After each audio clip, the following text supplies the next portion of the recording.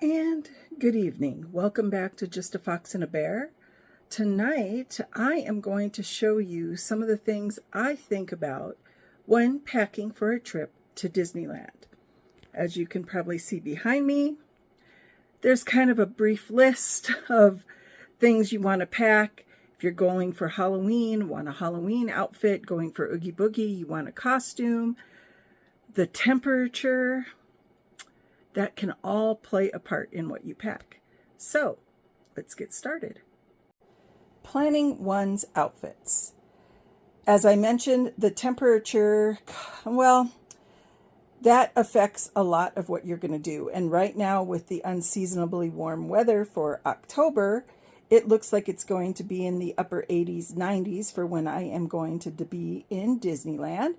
And so I might have to rethink some of what I have been looking at. I do have a lot of Disney-themed clothing, which for whatever reason I never seem to bring with me to Disneyland. So this trip I wanted to bring outfits that were cute with some of the Disneyland stuff that I do have and finally wear that, but we'll see what I end up with because I don't want to be extremely hot while I'm there. Some of the other things to keep in mind: water shocks, water shoes, water shocks. I am bringing some along because we are going to go to the water park when we're there. And also, a lot of people like to use these when they're on the water rides. So right now, obviously, Tiana's Bayou Adventure hasn't been opened, but Grizzly River Rapids is, and I don't want to walk around with wet, soggy shoes. I've done that before. It's no fun. I can change into these, put my tennis shoes in a bag, and go on with my afternoon after riding on the water ride. Another thing I like to bring along is make sure you have plenty of charger cables. And this pack, I'm probably not going to bring all three, but I did buy longer ones for this trip so that they're easier to use, because sometimes when you are using your fuel rod, the cord isn't long enough if you want to keep things in your bag and keep your phone in your hand. So this is another handy item. It's a fuel rod. You can buy these in the park or you can buy these before you go. I also have a larger battery pack, which I do bring along as well, just in case I want one or the other for when I'm in the park. Something else to consider: do you carry on or do you check your bag? I am not close to Disneyland, so I have to make that decision. My last trip, I took the train. This trip, I'm flying. So I'm trying to decide, do I want to just bring a carry-on, which I'm sort of leaning towards, or do I want to check my bag? It sort of depends on the outfits I end up packing. Like I said, you can get away with the bare minimum. I do not want to have to wash anything while I'm there. That's another thing you can do. A lot of hotels do have laundry rooms, so you can bring 2 or 3 outfits if you're going to be there for a week. Have a laundry day on your free day and then not have to worry about the rest of the week. Or you can buy everything when you're there and just bring bottoms and buy all your tops. I've done that. I'm not going to do that this trip. And for those of us who have been to Disneyland or Disney World multiple times, I am sure we all have a few of these beauties here. And you can always buy a new pair. However, they are getting a little pricey. A lot of them are around $34 now. And some of the Loungefly ones get more expensive than that. They range up to $44 I've seen. So this trip I am thinking about reusing a pair. And there's nothing wrong with that. It's just, you always see that new pair that you must have. But I think this trip I am trying to do light, and I am going to reuse a pair of my ears. One of the most important things that you will have with you on your entire trip are a good pair of shoes. Sometimes, because I do have problems with one of my feet, with nerve issues, I do bring 2 pair. This trip, I don't think I'm going to do that, but that's another thing as to what's going in your suitcase. Are you going to bring 1 pair? Are you going to bring 2 pair? And are they going to be comfortable? Will you be able to stand in them all day, including socks? Don't forget, your socks have to be comfortable too. They can't be all bunching up at the toes. You want good, comfortable socks.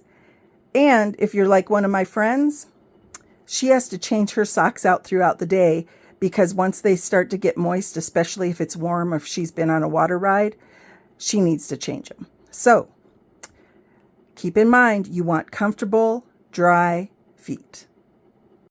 I decided to take a seat while I did this next part. One of the other things you want to decide on, which is also a key thing, is your park bag. A park bag. Do you want a crossbody? Do you want a fanny pack? Do you want a backpack? Do you want to bring like a tote bag?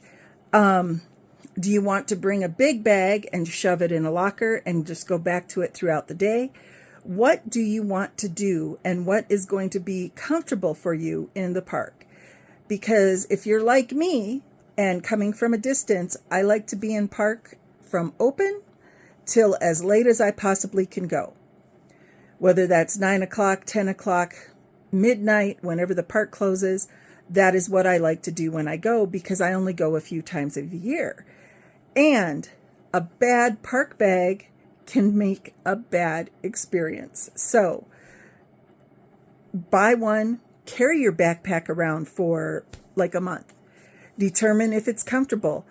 If you have to put a bunch of medications in it or a bunch of snacks, whatever that it is, put them in that backpack and test it out. Do you think you're going to be able to handle that? Is it going to be too hot? Do you want to carry it on and off rides? Remember, there isn't necessarily a purse section on ride vehicles. Sometimes you kind of have to loop it around your hand, shove it between your legs, step on it, whatever it is, to keep that bag in your vehicle. So you want something to be handy, convenient, not heavy, and something you're going to be willing to take around with you all day. Toiletries. Oh my goodness. You know, toiletries never used to be an issue. Before, you couldn't carry all sorts of liquids on the plane. Now, of course, it is, and you have to find all these little tiny bottles. However, most of the hotels I've stayed at in the last few years at the Disneyland area have shower gel, shampoo, conditioner, lotion, that type of stuff in the rooms for you to use. This trip, I am not going to bring shampoo and shower gel. I'm going to rely on the hotels and just bring my little toiletries, toothbrush, toothpaste, makeup type of stuff. I have forgotten things in the past. One of my last trips, I forgot my toothbrush. My sister had to go get one for me. You know, things happen. You just roll with it. With all that said, make a list. Check the temperature. And if you're going for special event nights, Star Wars night, Halloween, Christmas, and you want to take, say, festive photos with the characters in a Christmas sweatshirt, Christmas sweater, don't forget those. You can buy them in the parks. However, don't rely on it, because I have been there and my size has been gone. So you just have to roll with what you're doing. And I know I've said that more than once. Just roll with it. But it's a vacation. In the end, you're going to have fun. Don't stress over your packing. Check your list. Just like Santa, check it twice. And you'll be fine. With that, that is my short and sweet, well, maybe not so short and sweet video on packing for Disneyland. Was planning on making this a little more detailed and longer, but to be honest, I am tired tonight. It's been a long week at work. So I hope you enjoyed this. I hope it was helpful. If you have any questions on like what type of battery packs I use, all of that, let me know. Don't forget, if you have a magic band, don't forget your charger. And thank you for watching Just a Fox and a Bear tonight. My name is Lori. Please like, comment, and subscribe. And as always, have fun at Disneyland.